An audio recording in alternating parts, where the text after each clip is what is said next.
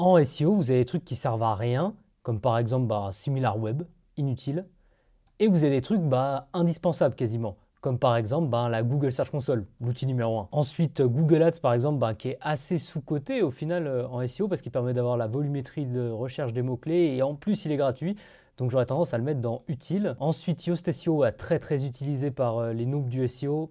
Donc pour moi, il reste utile malgré tout, surtout si on est sur WordPress forcément. SEMrush, bon, pas trop de débat, c'est vraiment un des meilleurs outils SEO, il y a pas de débat, il permet de faire les backlinks, les mots-clés, aucun débat là-dessus. Your Text Guru, perso, moi, tous les outils sémantiques, surtout depuis l'IA, je trouve que c'est plus très utile. Donc j'irais dans bof, pas extraordinaire. Google sous-côté, c'est juste le moteur de recherche, mais franchement, moi j'aurais tendance à le mettre dans Flamme en fait, hein. C'est un des meilleurs outils SEO, vous pouvez voir les pages indexées, etc.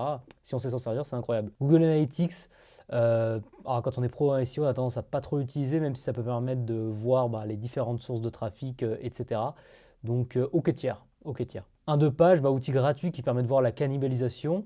Vraiment, on est dans un outil très utile d'un point de vue SEO. SEO Hero Ninja maintenant, qui permet de savoir sa position sur un mot-clé spécifique de son site. Moi, j'aurais tendance à mettre dans utile, c'est gratuit, c'est sympa, mais on peut trouver bien mieux si on a des bons outils. Screaming Frog, super utile d'un point de vue technique. Après, quand on a un petit site, franchement, c'est pas le principal.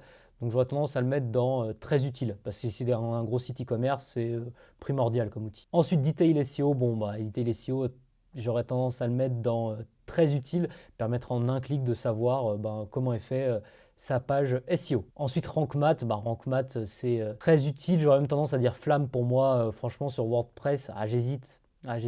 Non, j'aurais tendance à dire Flamme sur WordPress, c'est vraiment le meilleur outil pour faire tout ce qu'on appelle les balises title, mes descriptions, vous pouvez tout reformuler, mettre des variables dans les titres, franchement, c'est les Flammes.